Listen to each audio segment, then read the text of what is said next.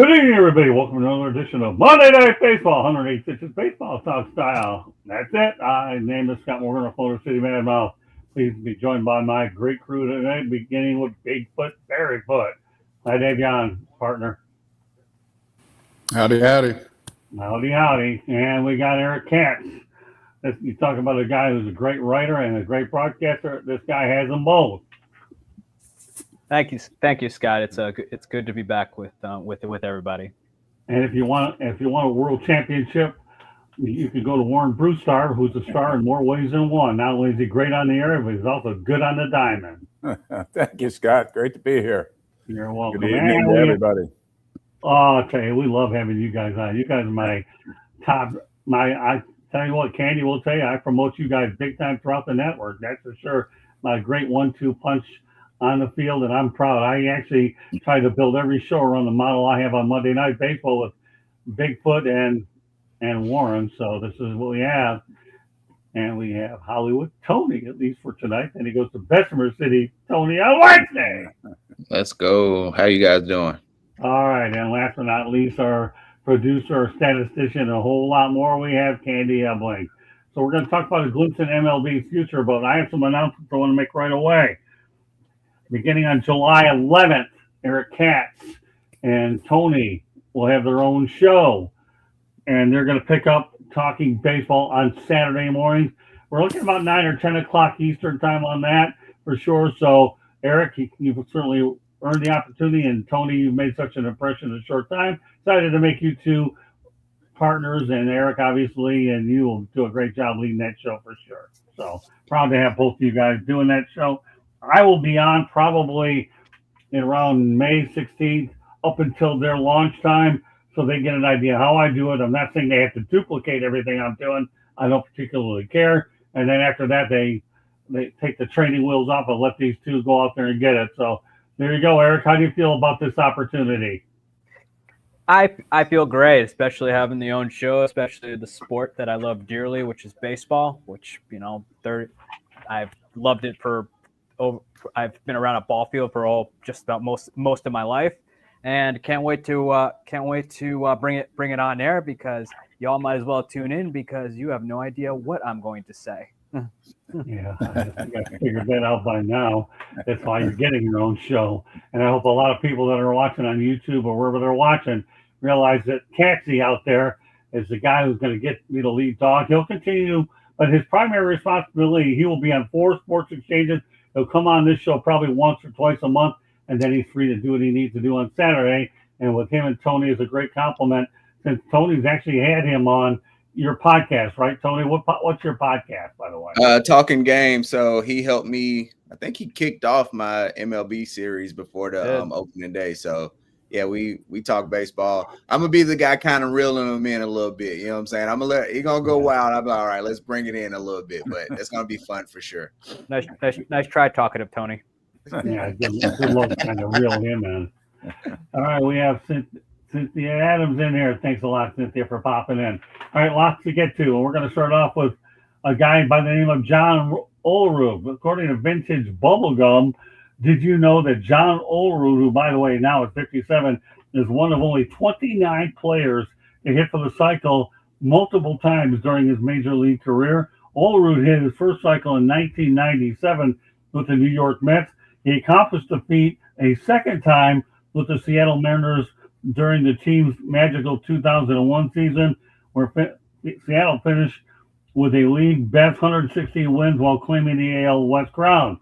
Okay, Barry, John Olerud, you want to talk about one of the most underrated players, in my opinion. And this guy's unbelievable that he hit the cycle multiple times. A lot of guys can't say that. Yeah, I knew him when he was a kid with the Blue Jays organization, and his father, I think, also was a baseball player.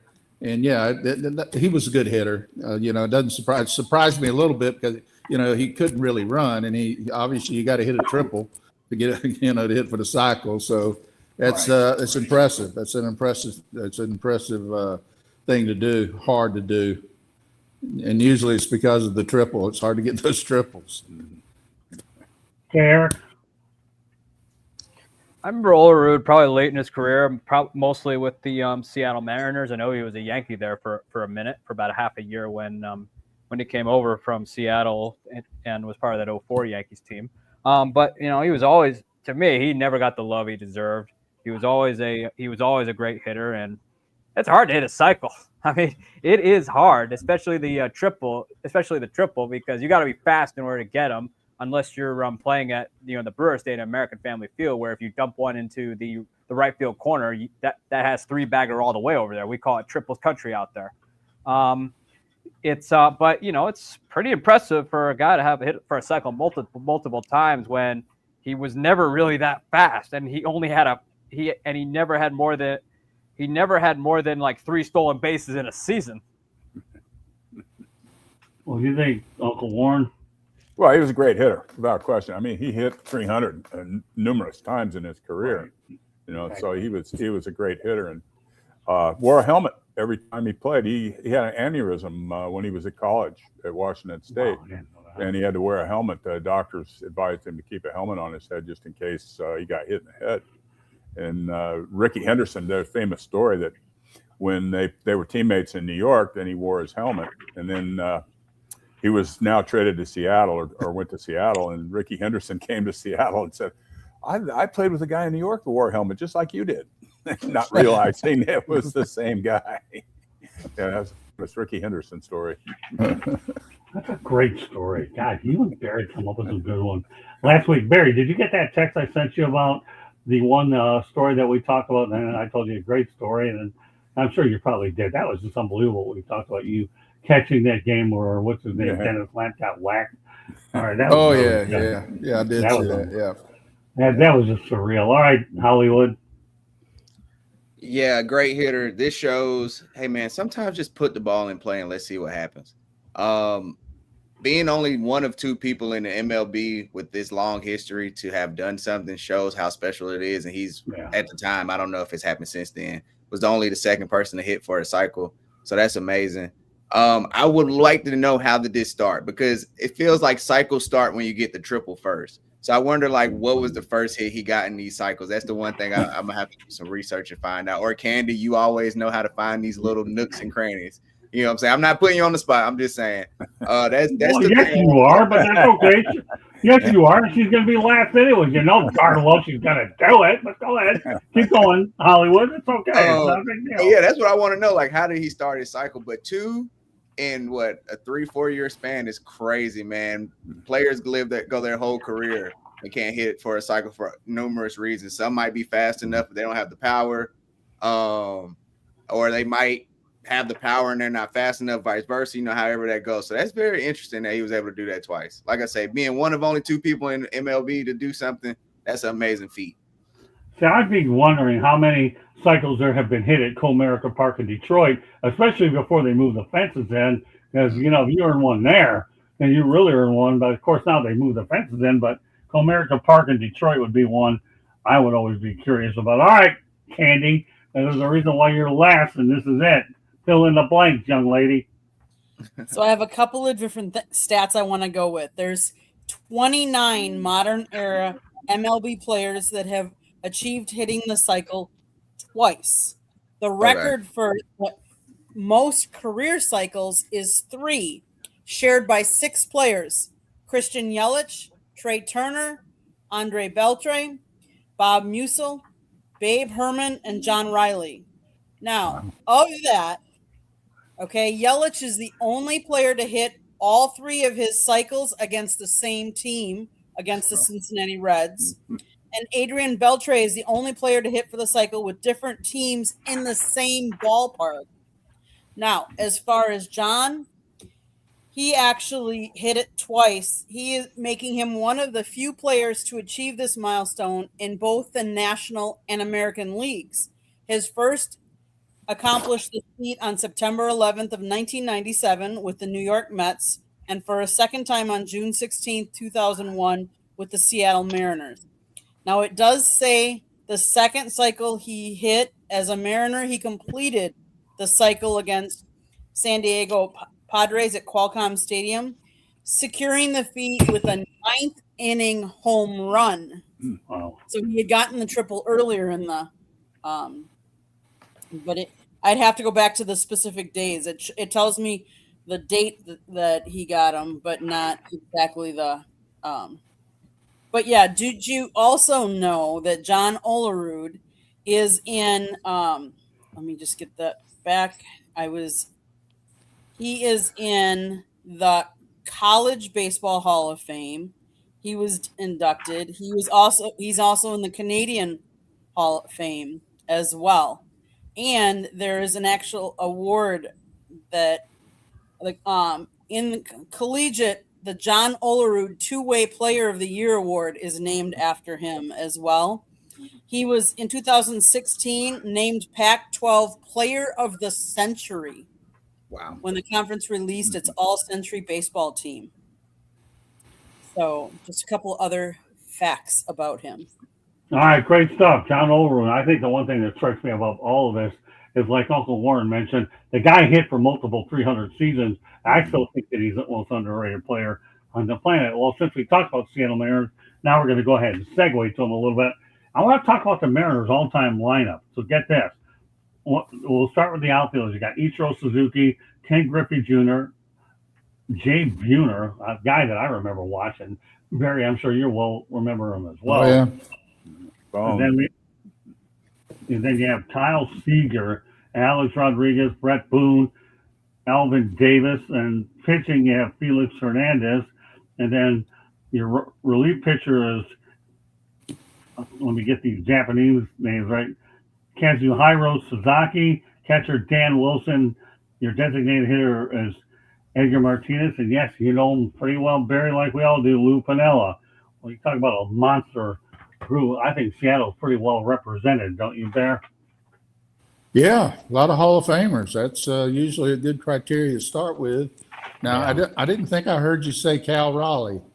Because Cal Raleigh, Not if he yet. had may not have played long enough, but he's going to be their catcher of all time. Right, I agree. Sure. Yeah, but how about you had to have worked with a few? I mean, Lou Piniella, I remember interviewing him many years ago. I always looked at Lou Piniella as the next Billy Martin. He learned a lot from Billy Martin with the way he conducted himself on the field. So that's a pretty good group of players out there, Bear. Oh, and managers. Yep. All right, Eric. I mean, I think you can add Julio. You're going to be able to add a Julio Rodriguez onto that list as well when it's all said and done. Great Right. player. I mean, there's a reason Seattle dumped all that money to him. And I don't know. I'm hoping you can put Felix Hernandez on there. I know on that list too, because King Felix was a dominant in the American League for a very long time, and he's got a perfect game. But Jay Buhner, I know because the Yankees were dumb enough to trade him for Ken Phelps, courtesy of Seinfeld there. There you go. All right, Uncle Warren, that's a pretty interesting list. What do you think of that? Well, yeah, it's a great list. There's a lot of Hall of Famers, like Barry said. They have a bunch of Hall of Fame players, and it's tough cattle lineup just to have just one player in each position. They had a bunch of outstanding pitching. Randy Johnson, Mark Langston, and the past closer. They kind of flew under the radar because they play up in the Northwest, and the games are on. Their night games are late at night. They don't start till 10:30 on the West or on the East Coast, so they kind of fly under the radar. Mm-hmm. A lot of their players are have a hard time making names for themselves because they're not out in the public. They don't get as much exposure as all the teams on the East Coast and Midwest do. All right, Hollywood. Yeah, man, that was just a great list of players, and you mentioned King Felix, and the first thing I thought was, hey, man, what about Randy Johnson? You part of Peter? Is the issue because of the bird situation? What's going on? But he's getting his number retired this coming week. Get his number retired. Yeah, man. Great things happening in the Pacific Northwest. It's a good thing when they're great in baseball, and you could see the players that they be able to have come through there. I agree with you, Eric. I think at one point Julio Rodriguez would be able to be in that outfield of great Mariners players. It'd probably be Ichiro, Griffey, and Julio Rodriguez at some point. But man, whenever I think of Seattle, Gotta put Griffey on. Yeah, for sure. Whenever I think of Seattle, Don't forget Gar. Yeah. Don't forget Gar. True. But I think Griffey all the time when I'm thinking Seattle. Hat backwards, sweetest swing ever. Like that's what really made me a baseball fan as a kid. So shout out to Ken Griffey. Okay, Candy. You know, when you think of like New York and LA, you're thinking of the big TV market. So you really don't think of Seattle in that frame of mind. But yet some of these players are a household name, like Ichiro Suzuki, like he all-time hits leader, had a 321 batting average. Ken Griffey was obviously the face of the franchise. He was known for his elite hitting, his 417 home runs, and we forget sometimes about his stellar defense. Like he was a really good outfielder. But yeah, how do you not put like Randy Johnson in there? Robinson Cano, obviously. About him. Well, come on, Candy. Robinson Cano. No way, Robinson Cano. No way. Candy, sorry about that. I'm not drinking the Cano Kool-Aid. Sorry. Don't drink it.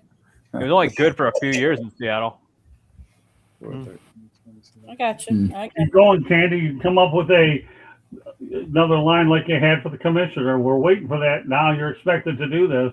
That's what we've got. Well, I only need to come up with that once a show. It doesn't mean that necessarily this is the topic it's going to be. That well, it won't be on this topic, but we're waiting for you a few more to get it figured out. That was a classic line in case you missed it last week. Candy, why don't you go over it with everybody and when you talk about Rob Manfred, okay? Because that was pretty good.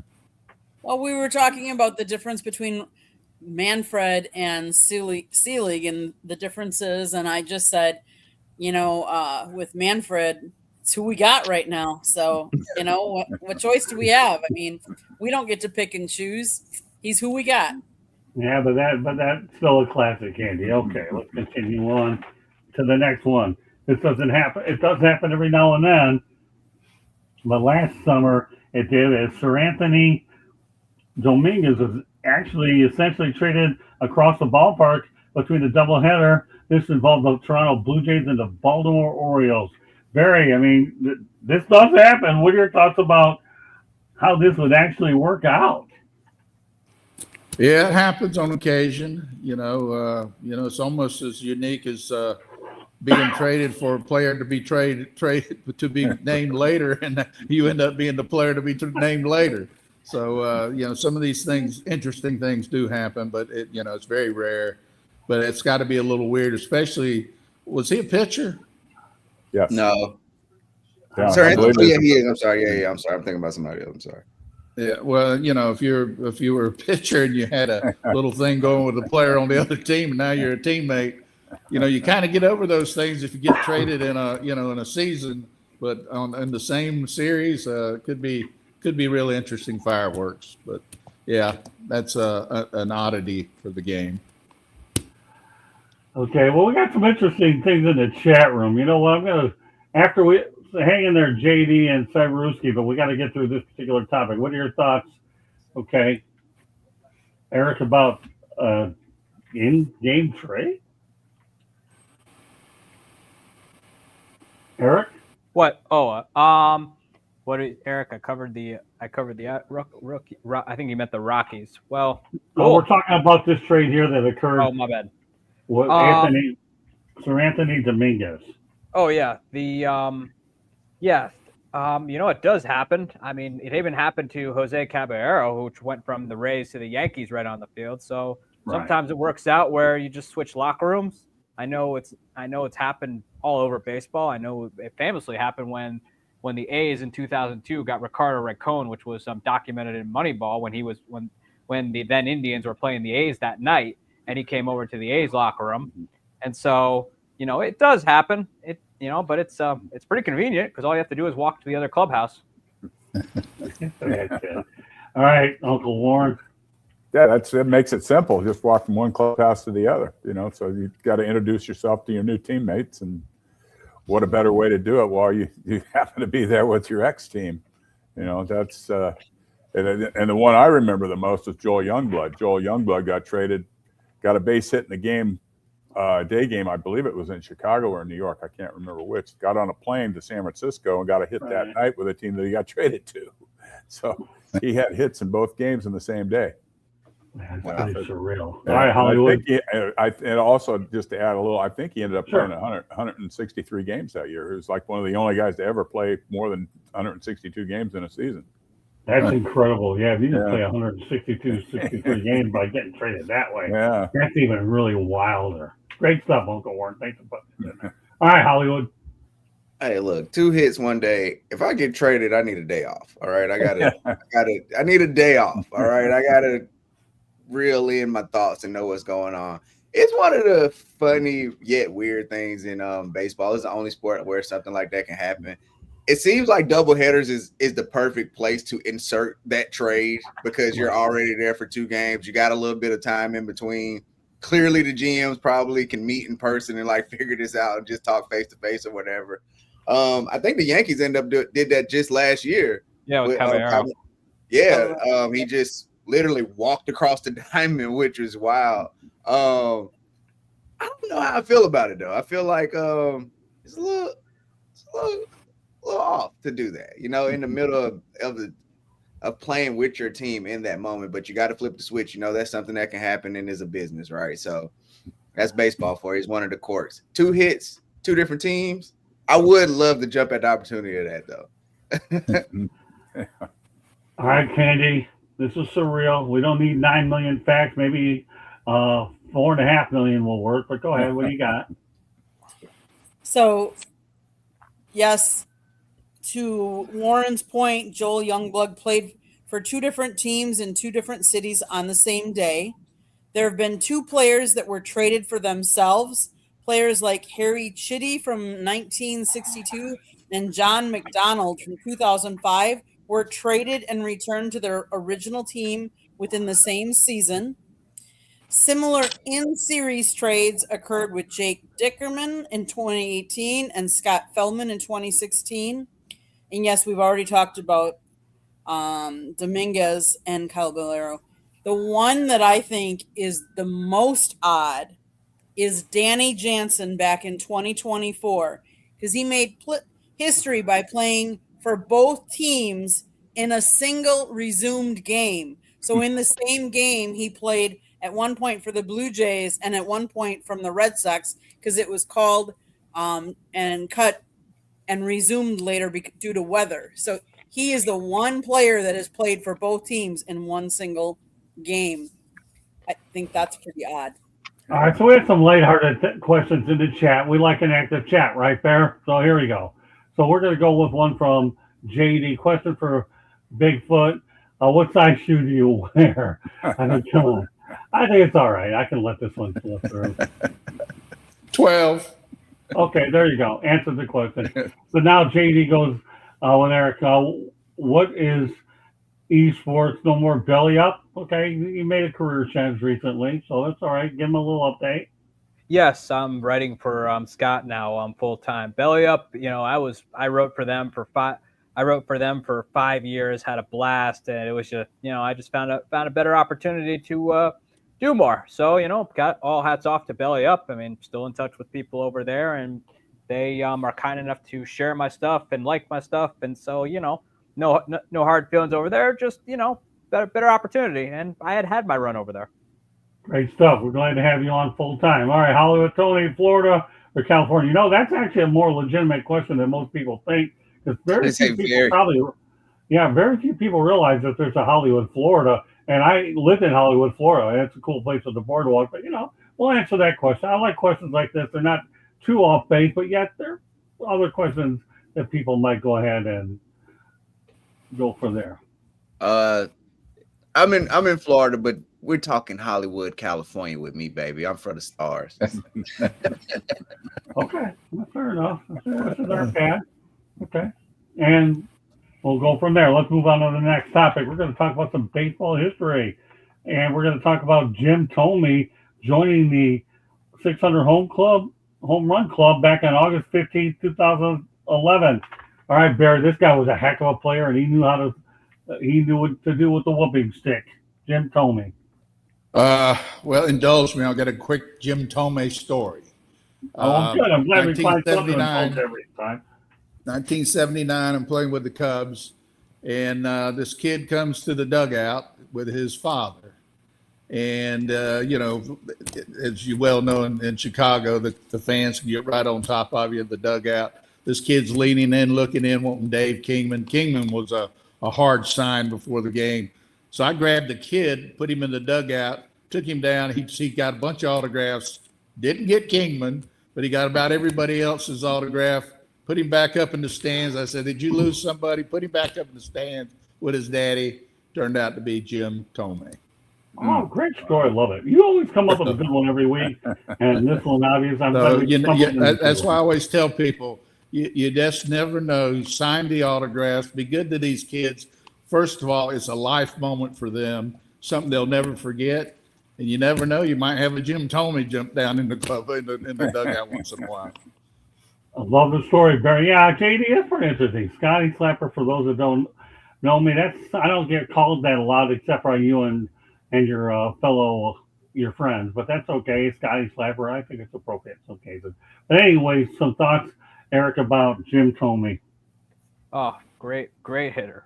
Great hitter. I was fortunate enough to see him when he was with the Chicago White Sox. I remember him, with Cleveland and obviously with Philadelphia. I remember him with the White Sox being able to see him. I even saw him hit a home run. It was about, I think, a homer or two before he hit number 500 in Chicago. But no one nicer, no one classier in the game than Jim Thome. And to this day, he still is. I mean, he's still very much liked around Cleveland and Philadelphia. I mean, no matter where he went, he was loved, and it's just can't ask much more from a guy who's a star. Yeah, I think the Detroit Tigers are glad he retired, because I'll tell you, the Tigers were one of his favorites. Not for really love those home runs for sure. All right, Uncle Warren. Yeah, he was a great hitter, great home run hitter. Obviously hit over 600 home runs.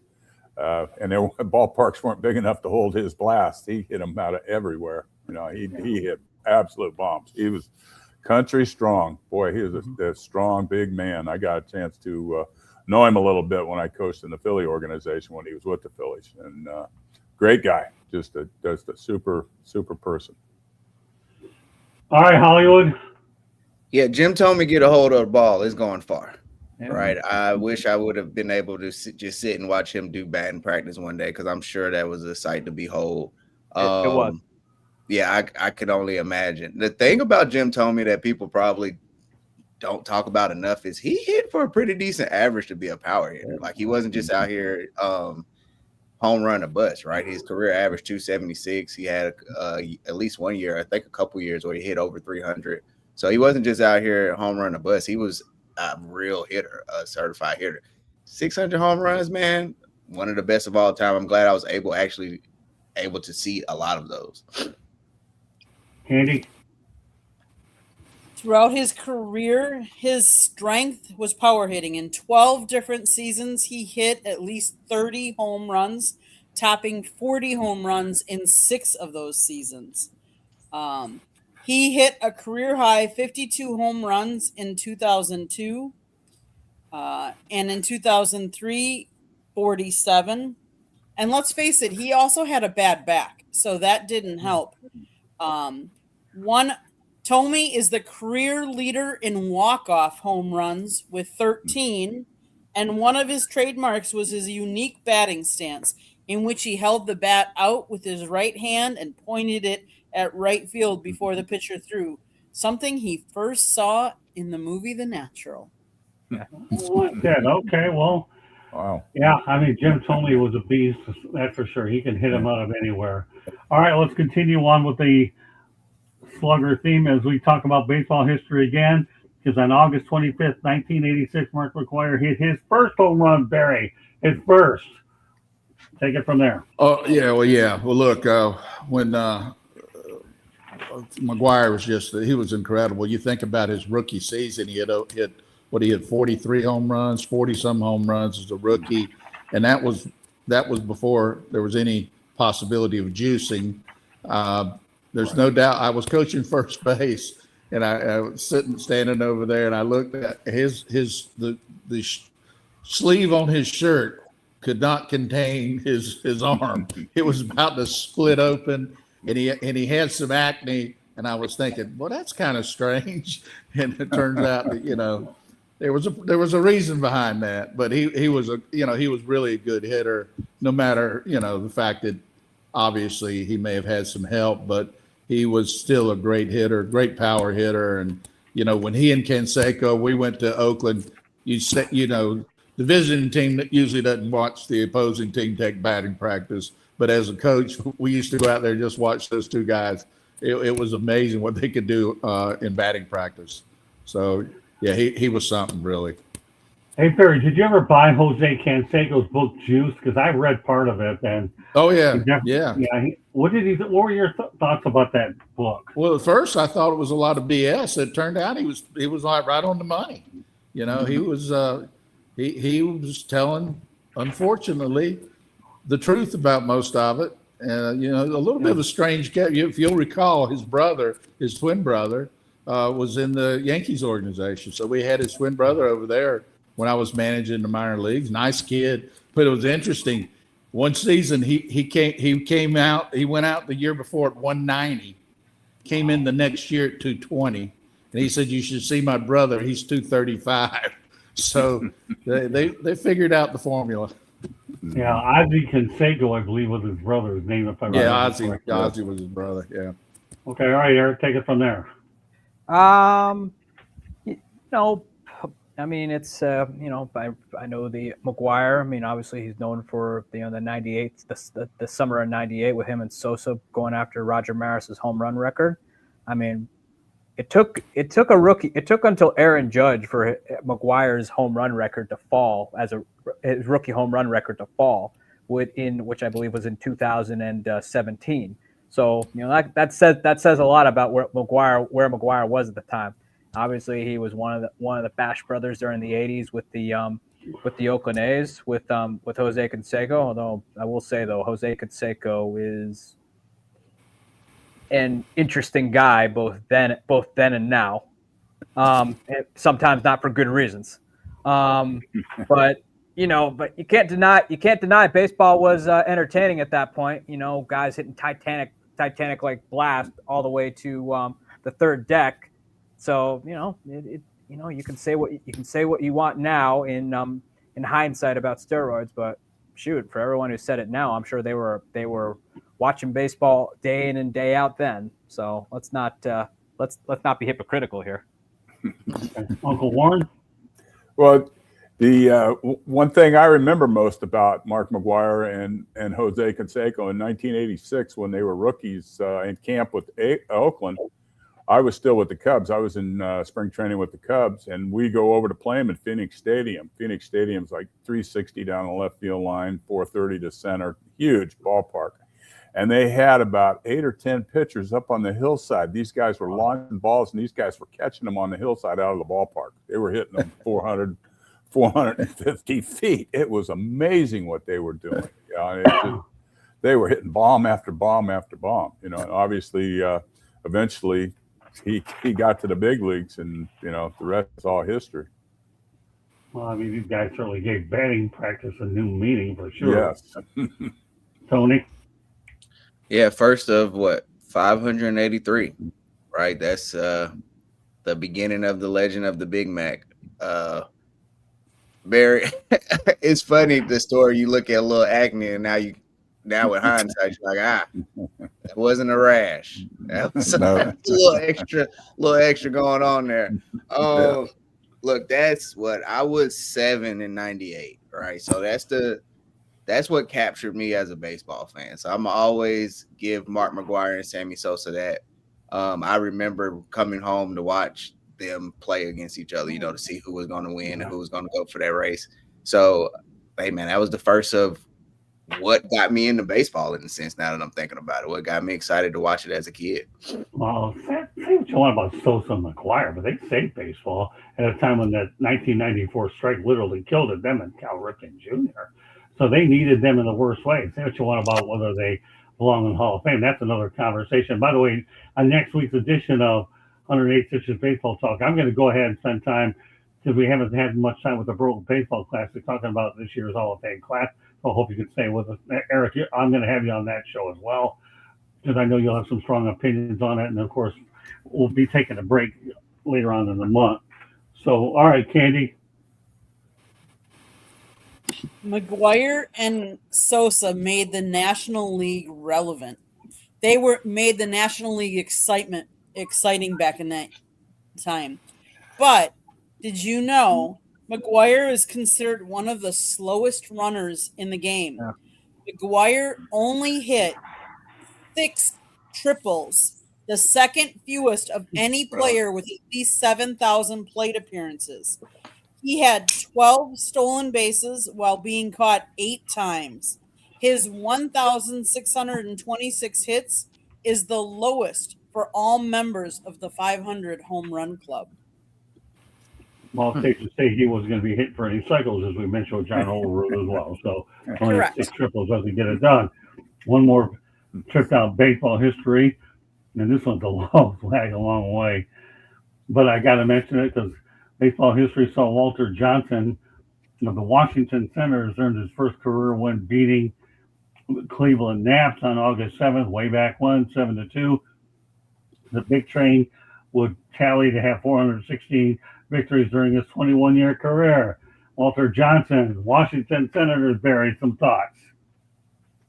Well, tell me, what'd you think of him when you saw him pitch? Oh, I thought he was great. Through my grandfathers and all Hey, my look, he was legendary. I've seen some videos of him. He kind of threw low 3/4, and he had a little bit of a weird sort of stride the way he did, but obviously he could bring some heat, and he had the numbers to back it up. So he was a great one. Eric? I mean, yeah, Walter Johnson. I mean, that's considered to be one of the greatest pitchers of all time. Between him and Cy Young, we think we have it good now with Tarek Skubal and Paul Skeens, but man, Walter Johnson was on another planet compared to those two. Uncle Warren? Yeah, well, he was a great pitcher, and back in the day when, those guys pitched every 4th day, so he got the opportunity, and he and Cy Young are the only 2 pitchers to have over 400 victories, which obviously will never be touched again. But he was, like Barry said, he was a sidearm, low 3/4. I can imagine how tough he was on right-handed hitters.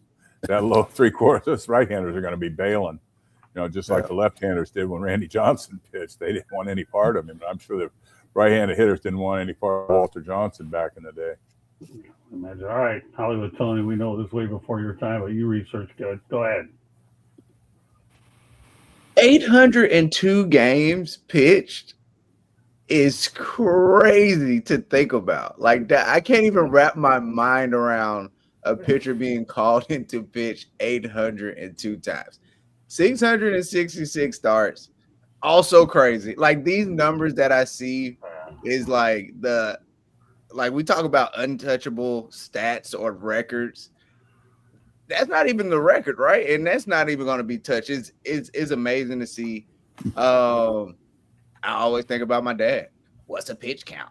What's this and a third? You should be able to throw all the time. And it's like, this is why people do not understand the players of this generation and how they're get treated with kid gloves when you see stuff like this. A little bit before my time, like you mentioned, Scott. So I didn't get to see it live, but it's still amazing to see and read about.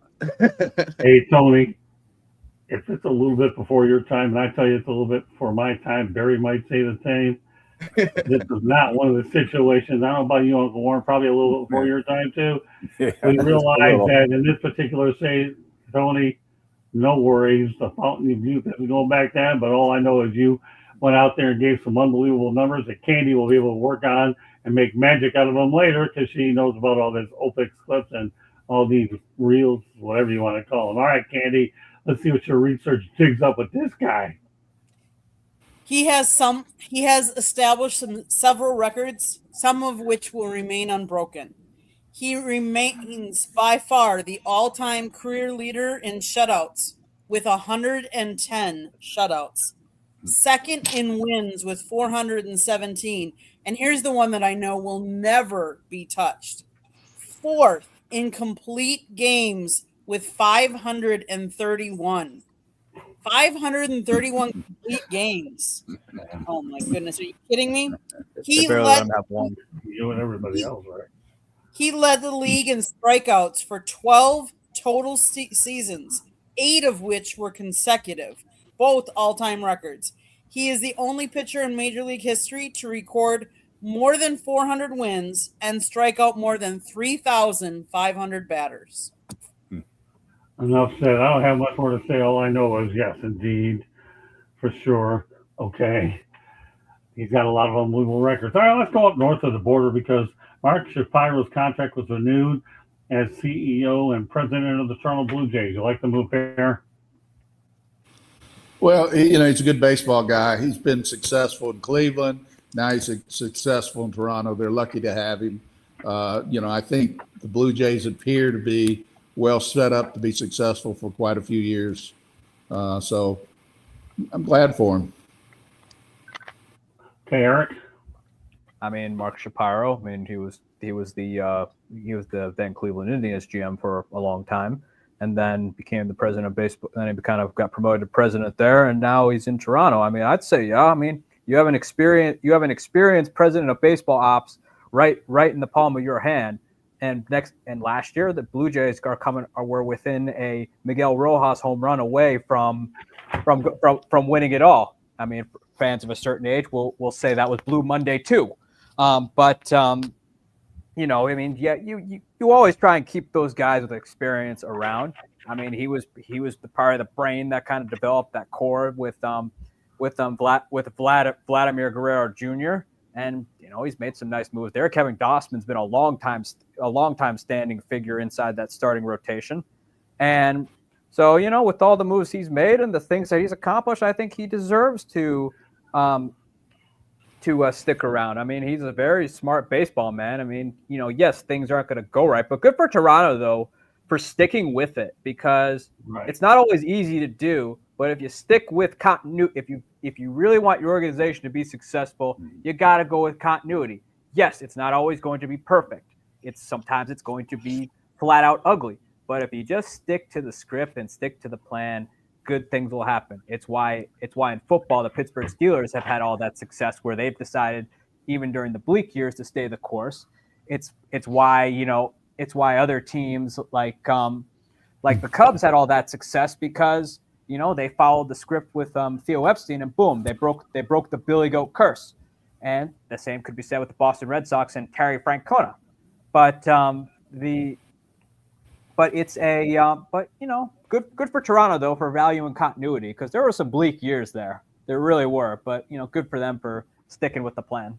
Great points, Eric. Great stuff. Okay, Uncle Warren. Well, he's definitely a great baseball man, without question. Did a great job in Cleveland. Now he's just continuing his legacy in Toronto. They gave him a 5-year contract, and it gives the organization stability. So they know what the people in the front office, and he's done a good job of procuring players and making them competitive. So he deserves everything he gets, an extension and everything he's earned, what he's getting. And it's good for the organization. It's good for him, good for the organization. It's a win-win. Okay, Hollywood. Yeah, definitely continuity, right? That's the word that's been said. And winning brings extensions and money. So you take a team to the World Series, you help build that team, you're going to get extended, you're going to get paid. And that's kind of what's happening with him. Like you said, Eric, there, a Miguel Rojas home run, a play at a plate, 2 or 3 inches away from actually being World Series champions. And then even more people probably get paid, right? So this is no surprise here. Candy. This executive who graduated from Princeton University back in 89, joined the Cleveland Indians 91. He worked his way up from player development director to assistant general manager and then became their general manager. Then in 2015, he started in the Toronto Blue Jays organization, and he's stayed there. I mean, there's something to be said about longevity. knowing the club, working well. Obviously, they like him. Otherwise, they wouldn't give him a 5-year extension. Kudos to them and to him. And he's seen the growth of the Blue Jays. Who knows what they'll do this year? Okay, the recent signing that took place, Baltimore Orioles had it. Shane Bass signed a 5-year contract, $65 million with Baltimore. So talk about that signing, Barry. And look, it's probably cheap in today's world. That's not a lot of money. It's probably Right. Win-win for the organization and the player. So, look, I'm all for these guys. Make all the money they can, because I think next year is going to be a very interesting year for baseball. We'll see what's going to happen. Eric? I mean, it's like Barry said, it's going to be very, very, it's going to be a very, very, fluid. I mean, we don't know how the landscape's going to change. We don't know how it's all going to turn out, but good for, the Pirates think that Connor Griffin is the real deal. And so far he's off to a decent start in Pittsburgh. And so I good for them for signing him now. That's kind of become the model these days, which is sign your young guys now. The Brewers did it with Jackson Churro and recently did it with Cooper Pratt. The Braves did it with their core with Ronald Acuna, and the Mariners did it with Julio Rodriguez. Something about Julio Rodriguez tonight, and they so the idea is give them the money now, so when they become really big, you won't get burned on the free market. I'd say the Atlanta Braves, they paraded that. The Brewers followed that with Jackson Churro, because with Jackson Churro, there's no way the Brewers would be able to afford him if he ever hit the open market. No shot, but they get him. But if it works well, and sometimes it doesn't. The White Sox found out the hard way with Eloy Jimenez. It can work out really well for your payroll. So you like the Orioles locking up Bass for 5 years? Yeah. Good. Okay, Uncle Warren. Well, it gives the organization stability. Not only makes the player happy, but it gives them people that they can count on. And that's like we've all said. They're trying to lock up these young guys, so when they do become free agents, they don't break the bank, and they can afford them. Right. So they can do it down the road or do it beforehand. So down the road they'll stay in the organization. So you don't have to keep turning players over and producing more players out of your farm system and taking your lumps that way. So it's good for the organization, good for the player. Hollywood. Yeah, I think it's smart to do this because, look, man, you want to avoid arbitration. You want to avoid a Terry Scoop situation where you're trying to lowball people and all that. But on the flip side, though, Warren and Eric, I don't think this helps when it does come time for free agency, because those contracts will come up. The difference is now you might have a Juan Soto situation where you're 25, 26, and you're young and you're in this open market, and you may actually end up getting more money now going forward. I do think this is the new model. You're seeing it everywhere. Like you say, you're seeing it in Seattle. You're seeing the Braves have been doing this since Ozzie Albies. You know what I'm saying? They've done this. Is a great idea. But I think it's smart for the players, man. You 26, 27, you can go get you $300, $400, $500 million. That's the number. You gotta have to come with it, no matter what. See, for the clubs that buys you time, for the players, they can tell they have another contract waiting. Great point, Tony. Go ahead, Candace. Yeah, I agree. I mean, it's good for the club because they have continuity. They don't have to be redoing all these contracts every year if they sign. And I think it gives them a chance to feel them out. Let's face it, not everybody is going to gel within your organization.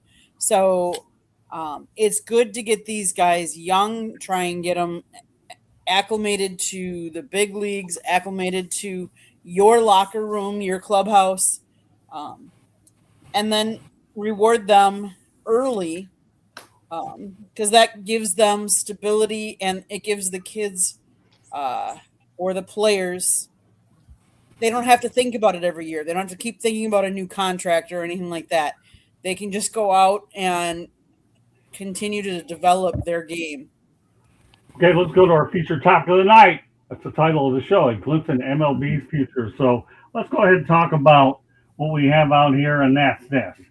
Connor Griffin, we're going to get to in a moment, but the number one overall pick with Pittsburgh for the Indianapolis Indians. He obviously made it to the big leagues, but this came out before he did. Got Colt Emerson, number 9 overall, Tacoma Rainiers. Max Clark, number 10 overall, Toledo Mud Hens. It's not a matter of if, it's a matter of when he gets to Detroit.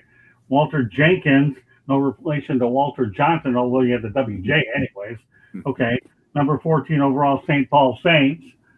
Then you also have Travis Bazzana, number 20 overall, Columbus Clippers. And obviously, he's pretty well known for what he did with Team Australia. And there you have it. So with that said, Barry, that's a pretty good glimpse into the future for sure for a lot of these clubs. Yeah, I think so. You know, if you're going to be really successful as an organization, your first round draft picks have got to be successful. If they're not, you can still be successful, but it certainly helps if those high draft picks, you know, go out and have good major league careers. Eric?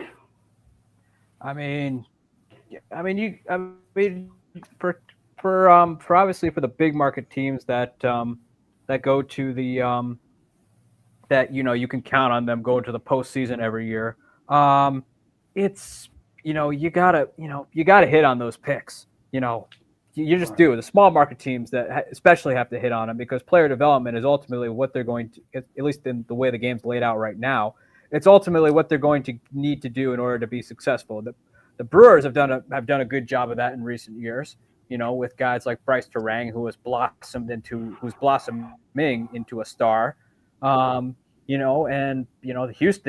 Houston hit it big when they were rebuilding and were able to have that decade of dominance, and Baltimore certainly did with getting Adley Rutschman and Gunnar Henderson in round 1 and 2. So you really got to hit on those picks. I mean, I think Pittsburgh is counting on Connor Griffin to be that franchise guy. There's a reason they gave him the extension now, despite him never taking the field, and. So they think he's going to be a cornerstone of the future where hopefully they can propel Paul Skeens to the postseason. Great stuff, Eric. Okay, Uncle Warren.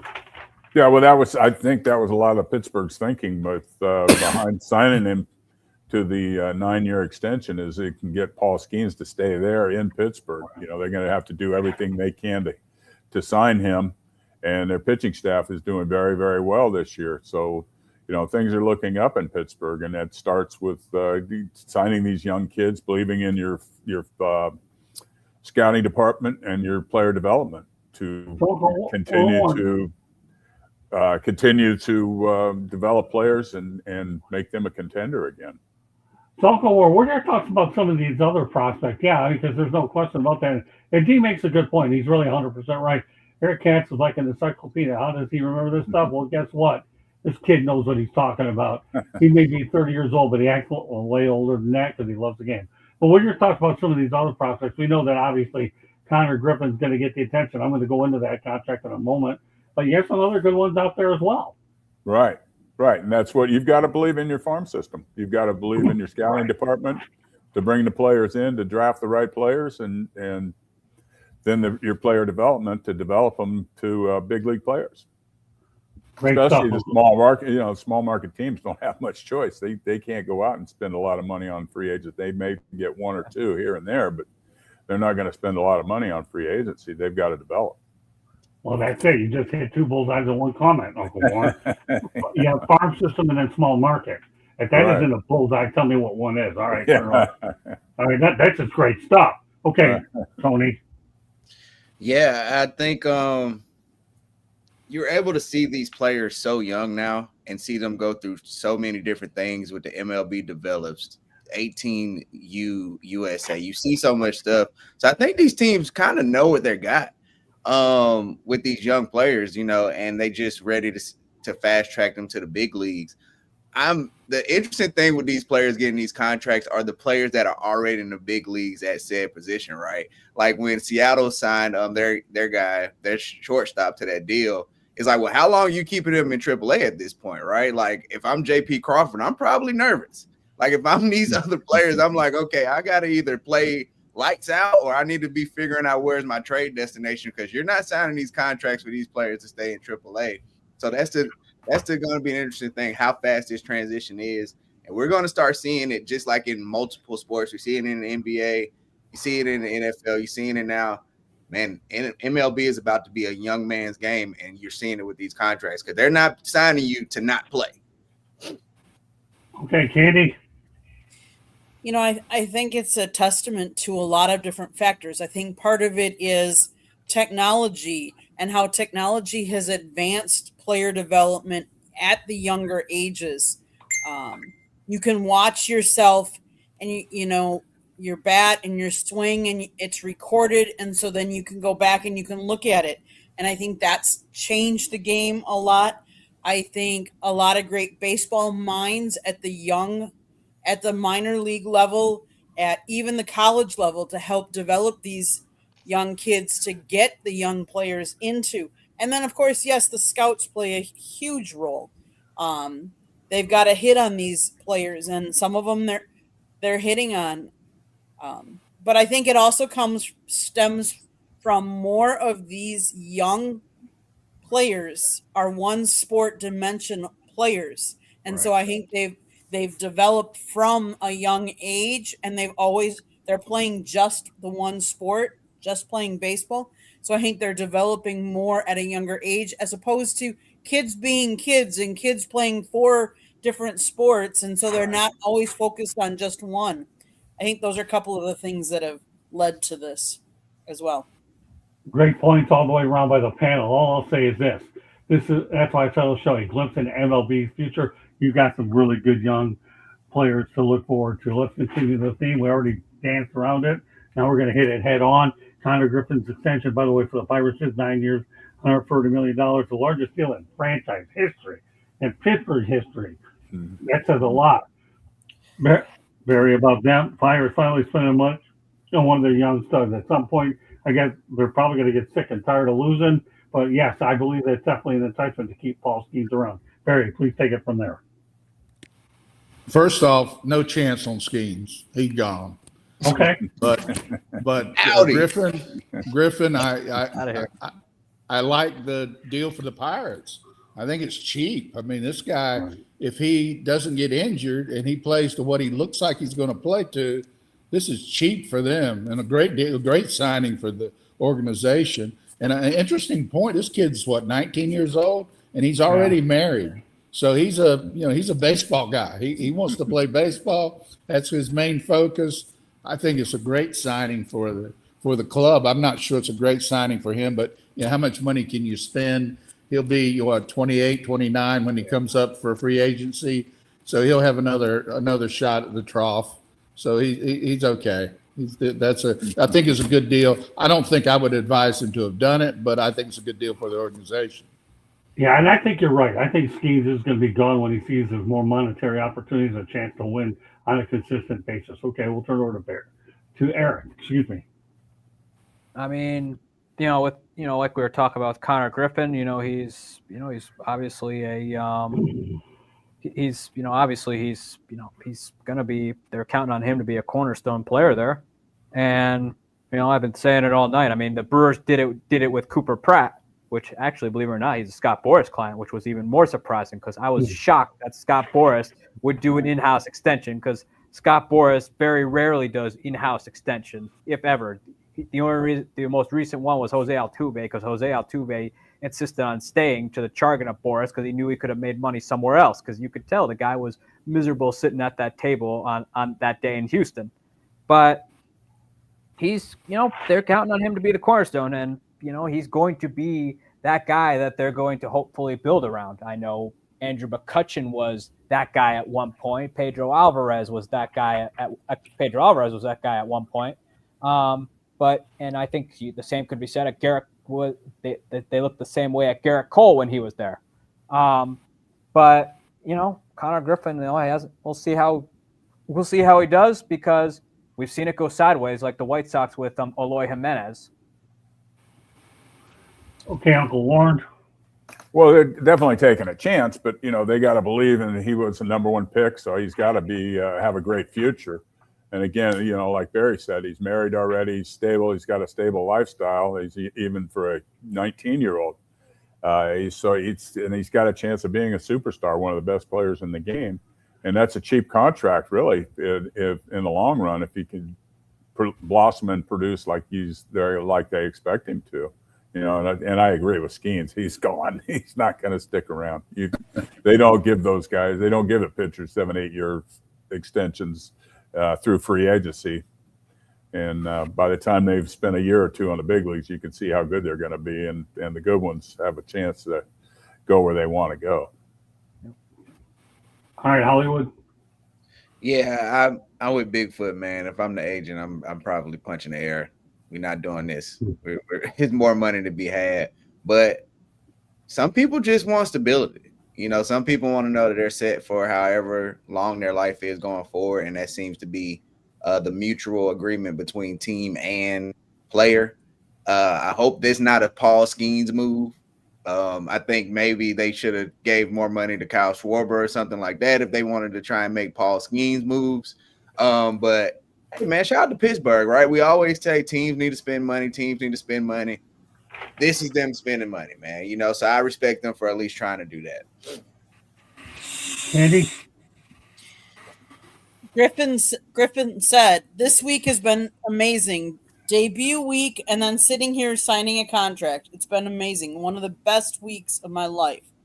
The largest previous deal handed out by the Pirates was an 8-year, $106.75 million extension for outfielder Brian Reynolds. The previous record for a player so early in his career was Boston outfielder Roman Anthony's 8-year, $130 million contract with a 9-year club option. Griffin is the third rookie this spring to sign a long-term extension following Seattle signing shortstop Cole Emerson and Milwaukee giving shortstop Cooper Pratt. Both of those, though, remain at AAA. So, but Connor Griffin, good for him.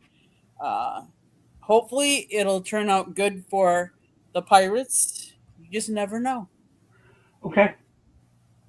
All right. Well, let's take this over to Shohei Ohtani, because you know what? For the year, he says, here, get this. His teammates gives him $4,000 Seiko watches with a note. Let's repeat. Come on, Shohei, raise the stakes. Give these guys Rolexes, my God. Seikos are fine. Rolexes are better. But he's got enough money with all that money coming later. Barry, some thoughts about Shohei. And the Seiko I'll be honest with you. If he gave him Grand Seiko, it's probably a better watch than Rolex. The Grand Seiko on the testing is a better watch, although Rolex, that's the name you want. But if I was Japanese, I believe I'd be giving up the Grand Seiko watches because it is a great watch. Well, I like your insight. That's pretty interesting. Okay. All right, Eric, you're smiling from here, from east to west. Let's give me your thoughts on this one. Well, it's a Japanese company, so of course you're going to go with your homeland's product. Right. But Ohtani, from what I've gathered though, will do anything for his team. I've seen him hit leadoff before. He will do anything that helps the team wins. It's not something that that's inbred in him. He was like that with the Angels, and he's clearly grateful for the team he has around him. So now he's buying them things, and so just good for Ohtani. Okay, Uncle Warren. Well, it's a good. To me, it's good that how he treats his teammates. He likes his teammates. He's happy to be in LA. They've won 2 World Series. He was looking forward to a three-peat, and he's also partnered with Seiko watches. So I did not know that. Okay. Yeah, I looked at it up, and he's also in a partnership with Seiko watches, so that might have had something to do with it also. I think that had everything to do with it. Go ahead. Sorry to interrupt you. All right. No, that's it. That's really great stuff. Well, now Yeah. it makes me want to bite my tongue. I can think of better things to bite than that. But see, when I give you guys these things ahead of time, you always bring something good to the show outside what you did on the field. Now you're establishing what you do off the field, like research. Great stuff, Uncle Warren. Thank you. Thank you. I appreciate it. Okay, go ahead, Hollywood. Yeah, Warren, that partnership had everything to do with it. Yeah. I don't. Now I'm wondering. I don't think Otani paid $1 out of pocket for that. That was probably all used for advertisement. Now you can say that all the Dodgers wear Seiko watches, all that good stuff, but that still doesn't take away from Otani, right? He still will do. He's a teammate. Like, he's a great teammate. But he got somebody's wife a Porsche just to be able to wear number 17, right? Like, he's not alligator arms when it comes to the check. But this was definitely for promotional purposes only, I think. All right. Okay, Candy. Dodger players had 2 gifts waiting for them at their lockers when they arrived at the ballpark. One was a bottle of Traveler whiskey from Dave Roberts, and the second was a $4,000 Seiko watch from Shohei Ohtani, complete with a note that said, "Let's three-peat." Okay. What a nice gift! If I don't care if he has a partnership with Seiko, to still get a $4,000 watch, you can give me that kind of gift any day of the week. All right, well, Very timely, if I may say so myself. once we start getting There it the is. revenue, that's good to know. We'll see if our sponsors can phone you up $4,000 and give you a watch, Candy. All right. In the meantime, the watches we have will have to work. But all right, we talked about the ABS and Don Mattingly. Now it's time for Candy to pull it out, let everybody know what Donnie Baseball has to say about the ABS. And we're going to, since Barry obviously has been studying it more often, I look forward to everybody's comments about the ABS system. Go ahead, Candy, roll the tape.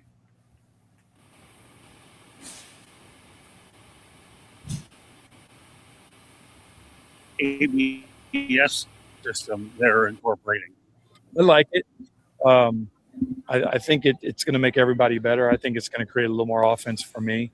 The umpires are going to get better because they know they're being judged on every edge, right? So guys can challenge that, but you only get 2, so I don't think it's going to slow the game down any. But I do like it. I know next year at this time, I hope we're talking, but it looks like. Okay. With that said, Barry, what are your thoughts? If Donnie Baseball's for it, I'm for it. There you go. All right, Eric. Oh, it's been great. We get ourselves a much better product on the field. Umpires got to actually be on their game, not Angel Hernandezing it out there. No, it's also created like a much better environment for the players as well as managers too, because that was obviously you get Aaron Boone jawing less about balls and strikes. And so it's led to less ugly scenes out on the field. I know it's entertaining when you see it, but at the same time, it's not fun for anybody involved because nobody wins in that situation. Unless you're Billy Martin or Earl Weaver, who they took getting ejected as a win, I guess. But it's been great for the game. Much better product, creates more offense, and pitchers are becoming much more sharper. I think the key now is teams are trying to figure out when they what and when they need to challenge, because right now you're seeing people burn their challenges early in the ball game, which is not good. So I think teams are still trying to figure out what and when to use it for. Okay, Uncle Warren. Well, I think it's good. I think it's good for the game. I'm kind of surprised because I didn't think they've taken away the more human element out of the game, but it works as far as I've seen. Doesn't delay the game. It just takes a few seconds. It's done. Boom, boom, and they keep the game going. So it doesn't. That was my biggest concern, was it was going to slow the game down, but that doesn't. It doesn't seem to be the point, or it doesn't seem to have anything to do with that. Game's still going right along. It doesn't take that much time for them to make the ruling. Yeah, the ABS system seems to be growing on me. Like I said, Uncle Warren, you said it, not delaying it that much. It's all about getting it right. Go ahead, Tony. Right. Yeah, I was against the human taking out the human element of it, but it's so quick. Like I love the speed of it. Reviewing every other sport seems like it bogs down the game, it slows down the game, it makes games choppy. What's this, 5-6 seconds, and it's on a jumbotron, so everybody gets to know what's going on at the same exact time in the moment. I'm all for it. I do think strategy is interesting, how certain players are using it. The first time we seen the ABS was with the Yankees, on a 0-1 pitch. It was like, bro, the first pitch you see of the season, you use the ABS. I guess you just was too excited with it being a new toy. So, but I like it. And if Donnie Baseball's for it, who am I to be against it? Okay, Candy. Let's face it, you get to a game unless you are right, and then you get to keep challenging. But if you get 2 wrong, you're done. The most batters have tried are 3 times. The most a pitcher has challenged a call is once. The most catcher has successfully challenged. JT Realmuto has 5, and he's correct on all 5.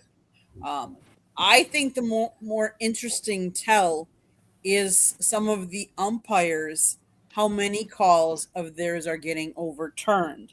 Now, there are some that it's very few, but there are some that, like, out of 17 calls that were asked to be replayed, 15 of them were overturned by one umpire.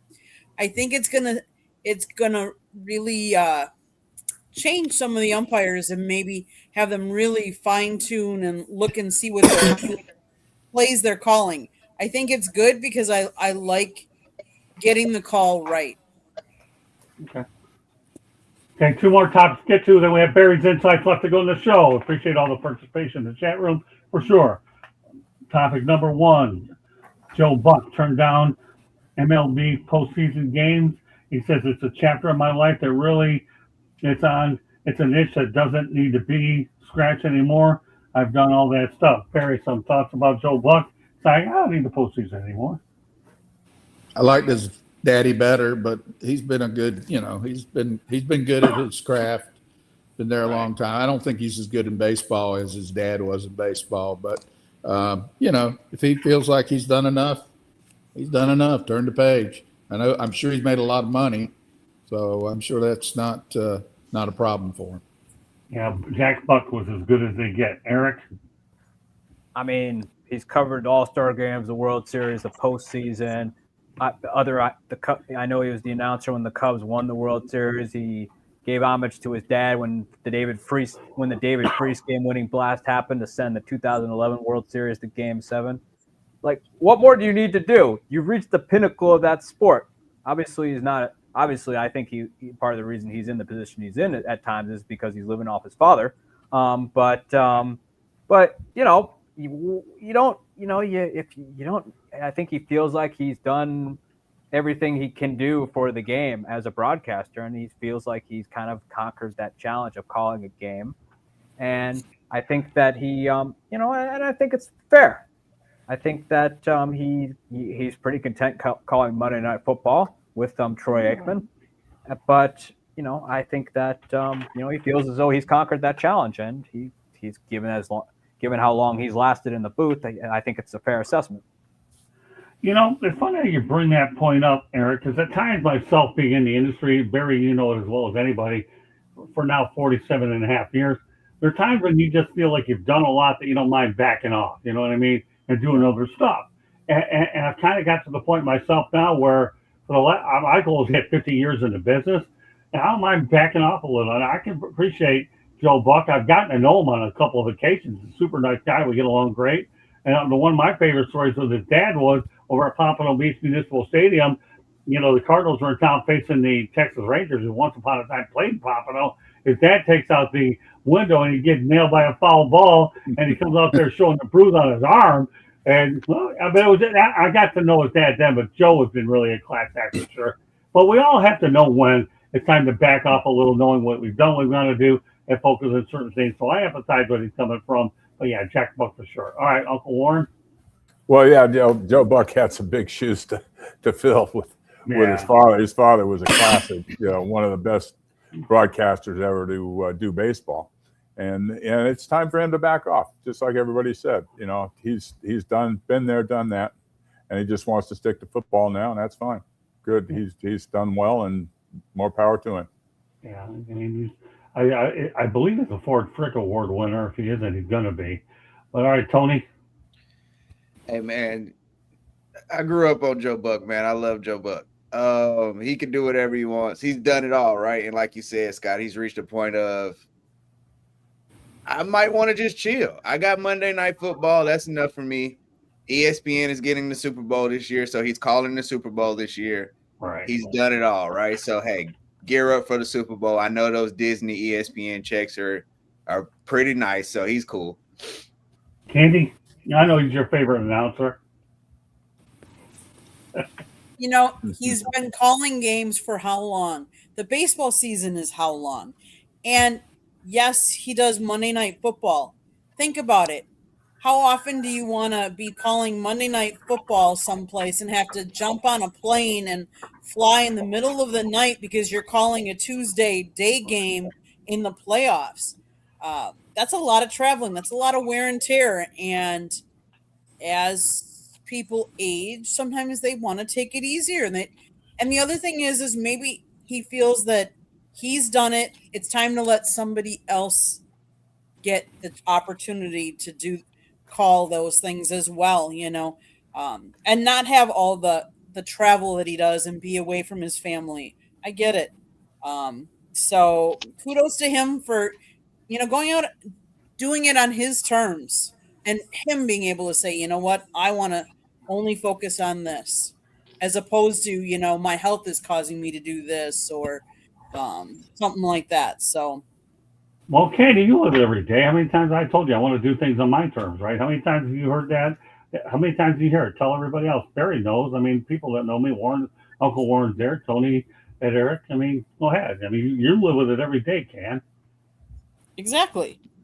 The older you get, the less that you want to be busy all the time, and you want to pick and choose when you do things and what you want to do. I get it. My goal these days is to develop younger talent to keep the programming going. Why do you think I got guys like Eric and Tony, and I got Cody Spink in hockey, and a bunch of other guys ready to go out there and do what they've got to do? Because these are people that are designed to keep this platform alive. I want to make sure that Barry and Warren have a chance to get their voice out there. And I'm surrounding them with great future talent, but I don't plan to give this show up anytime soon. I'm having too much fun with it. But Alzheimer's is going to get to me. I mean, it's already attacking me to begin with. I'm just trying to stall this stupid thing. My final topic of the night. Unfortunately, bad news in the world of sports. Milwaukee Brewers, rest in peace of Phil Garner, 1949 to 2026, known as scrap iron pancreatic cancer. Everybody's thoughts on scrap iron. You talk about one of the most unbelievable people out there. Phil Garner is one of them. Barry? Yeah, I like scrap iron. I played against him many years in the National League. He was a hard-nosed player, you know, became a great manager, and I just really hate to see it. I've lost two friends to pancreatic cancer in the last couple of years. It's unfortunately is a death sentence in most cases, and you don't die easy. It's a bad death. I hate to see it for him and his family. Yeah. All right, Eric? I remember Phil Gardner actually I remember him more with the Houston Astros as their manager. Okay.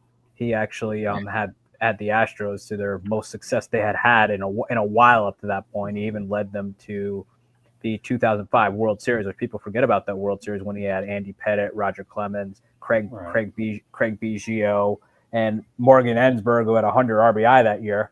But you know, he got them that far, although they were swept by the Chicago White Sox. But you know, he had a lot of success as a manager, and you know, it's too bad that a great baseball man was lost. Uncle Warren? Right, he was a consistent player without question. You know, he was tough. He was a good player. You know, I enjoyed, you know, and had great respect for him. You know, because he played hard. You know, and you can't help but respect players that play hard. And then he took his playing days after his playing days were over to the manager's chair and did a great job with that. You know, he's just an all-time lifer in baseball. You know, it's sad to see somebody like him pass. Yeah, it's hard to believe though. He was actually the first manager for the Detroit Tigers in the new Comerica Park. He was there for a couple of years, but yeah, his work on and off the field as a manager and a player is certainly unforgettable. Okay, Tony. Yeah, I'm with Eric. I remember him more as the manager for the Astros. But I know next week we might have to do a topic on best baseball nicknames. Because Scrap Iron has to be up there on that list somewhere. That is just a great baseball nickname. I was just looking it up. 76. It's not number one. I'm telling you, Bigfoot. That'd be Mr. October, who's number one. True, Yeah, true. I'll tell you what, Tony. We do something like that. I'm going to let you lead a segment because you're going to need to practice with Eric anyways, and I'll let Barry and Warren go out there and let you lead one topic. Go ahead and send me a text message what you want to do, and I'll put that on the list. And then you and Eric will give Tony and Eric will give Barry and Warren a preview of what's going to happen on July 11th. All right, Tony? I'll see you on Wednesday. I'll kind of grill you a little bit to let you do this. Okay, you two have earned it. A little preview. Okay. All right, cool. Yeah, but just from what I was reading, in a good note in this, if it could be Bigfoot, it said he passed away peacefully with his family.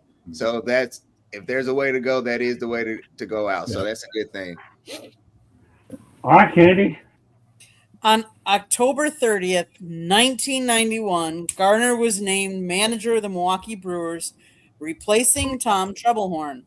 He was hired by general manager Sal Bando, his former A's teammate. He was one of several former players at the time named manager of a major league team without previous major league managing experience. He quickly installed, and I remember this, he quickly installed a running focused style of play, as every starter that year stole at least 10 bases. Standing out were 1992 AL Rookie of the Year Pat Listash, who stole 54 bases, veteran Paul Molitor, who stole 31, that was doing so in his final season with the team, and outfielder Darrell Hamilton stole 41. I remember him. He didn't have as much success as we would have liked in the Brewers organization, but he was there for quite a while. Then in 2000, he was hired to manage the Tigers. He managed them for a couple seasons, and then the Astros in 2004. Great career, rest in peace, for sure. Phil Yes. Garner. Oh, okay, with that said, our final segment of the show, we'll turn it over to Barry. Bigfoot. Provide me with some insight. What's on your mind? Who knows? Well, I think that total might embarrassment. I'm going to have to tell you, I'm totally embarrassed for the catching profession after watching Jonah Heim allow a hitter to get to his pitcher, not even charging the pitcher, just walking out there to the pitcher. I'm totally embarrassed by that. Hitter never should get to the pitcher, never would get to the pitcher if I was catching. And I guarantee you, it's just the sissification of that position, and I'm embarrassed for him. I mean, you obviously played the position well, so great stuff. All right, so here's what we've got lined up next week on Monday night with this group. We have one more show to go, and then Warren, Barry, Eric, Tony will take a little bit of a break, for a couple of weeks, and we'll be back, I believe, May 10th, Candy, the first Monday that we get back to do this again. Everybody have a chance to catch their breath. We appreciate what they've done. But I'm going to have a really good show lined up, Tony. If you do what you have been asked to do and give me that text, then we'll incorporate that topic, and I'll have a lot of great stuff as well. So then we'll be back on May 10th. So I love this group. This group is unbelievable. We try to get as much information as we can, and we try to do what we have to do. But meanwhile, with that said, Barry, why don't you let everybody know how they can get a hold of you, my partner? You can get a hold of me on Monday nights here with the Mad Mouth himself every Monday night at 8 p.m.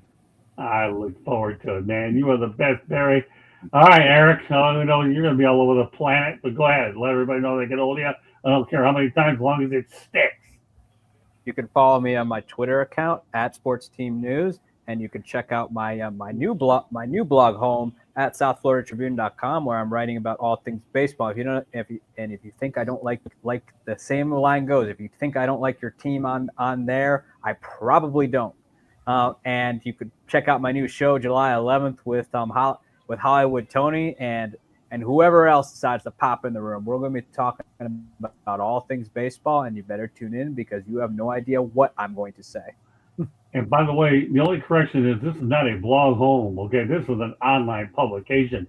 You graduated and took a step up in class, okay? Just remember that. So you had a blog, now you're with a sports writer, just so you know, Eric, for the future. All right, Uncle Warren, please put it out there. Look forward to next week as we have, as Candy and I hit the travel scene out. You'll see a lot of my videos all over the place. You never know it's going to come out of Motor Mad Mouth, the mouth right there. Uncle Warren. I can be sure on Monday nights with Scott, the Motor City Mad Mouth himself, Morganroth. You can see me here every Monday night. Oh, we love having you, Uncle Warren. You're the best. There's lots of great stuff in store. All right, Hollywood Tony, give it to me. It's Hollywood, baby. Nah, you can find me at Tony Talking Game on YouTube, Talking Game 1 on all social media. I'm here on Mondays. I'm here on Wednesday nights. I'm going to be here on Saturdays. Wednesday, I do my own show. We go live at 3:30 every afternoon. We talking game. We talk all sports. This weekend, I do want to say, it's WrestleMania weekend. Going to be a lot of lives. We're doing a pre-show, post-show for both nights. Make sure you guys tune in. Hey, if you don't show up on Saturday, you got to own up to Eric. I'm out of that one. I'll be out of it on July 11th. I'll take you guys to the starting line, okay, until then, and then you guys are on your own. You're going to make out of that show what you want. And I'm sure Barry and Warren will be paying attention. I'll send them your shows as well. If they want me to. They'll see how these you guys have developed. All right, Candy, take us to the finish line. South Florida Tribune Publishing Company published a book, Lessons from the Microphone, Tuning into the Enduring Wisdom of Visionary Leaders. It is written by our host, Scott, the Motor City Madmouth Morganroth, talks about his 40-plus years in the media and how it has evolved. Get your copy today. It's available on Amazon, Barnes & Noble, Kindle, Google, and Apple Books. There's also a link on our website, as well as the audiobook is out there if that's up your cup of tea. On our website, there is a plethora of great content. And yes, Mr. Eric is writing for us, so you've got to go check his awesome articles. Then, if you like to listen to podcasts, you can find us wherever you get your podcasts. Monday nights is baseball nights. Tuesday nights is football. Wednesday nights, you never know what Scott's got up his bag of tricks when he does his Motor City Mad Mouth show. You never know who he's going to be interviewing or what he's going to be talking about. And then on Sports Exchange, you never know what things he's going to throw up his bag of tricks that he's going to throw at us. Tony, right? You never know. We're like clueless. He doesn't give us topics. All of a sudden, he throws these out at us. And we just got to go roll with it. And then Thursday nights on Sports Wrap, he's talking either on the soccer field or on the hockey ice. You never know which one he's going to be talking. And he's got some former players on there, and he's got some exciting news. He's trying to get a really big guest. Stay tuned, and we'll definitely tell you before it happens. And then on Fire Up, come over to the country club. If you want to relax and have a more relaxing atmosphere, come on over Thursday nights to the show I lead. Fire Up, 9:30 p.m. on Thursday nights. And one last thing I'm going to plug. I am on the 3 Chicks in a Pod, or Chicks in Salsa, depending on how many chicks we have on a given Tuesday night. It's 7:30 p.m. Eastern time. Check us out. Girls Talking Sports. Back to you, Scott. All right, well, that does it for this edition of 108 Stitches Baseball Talk. So on behalf of Barry Foote, Bigfoot, Eric Katz, Warren Brewstar, Hollywood Tony, and Candy, my name is Scott Morgan. Thank you for joining us. We will see you next Monday night for the final show while we're at it for a little while. And, of course, don't worry, there'll be plenty of programming on the network. Well, I'm looking forward to the next Monday show. I guarantee it'll be packed for sure. So with that said, good night, everybody. Thank you very much for joining us, and get ready for next week. I guarantee you, it'll be packed with a lot of great stuff. Good night, everybody. Have a great baseball week. Bye now. Peace. Good night. Night.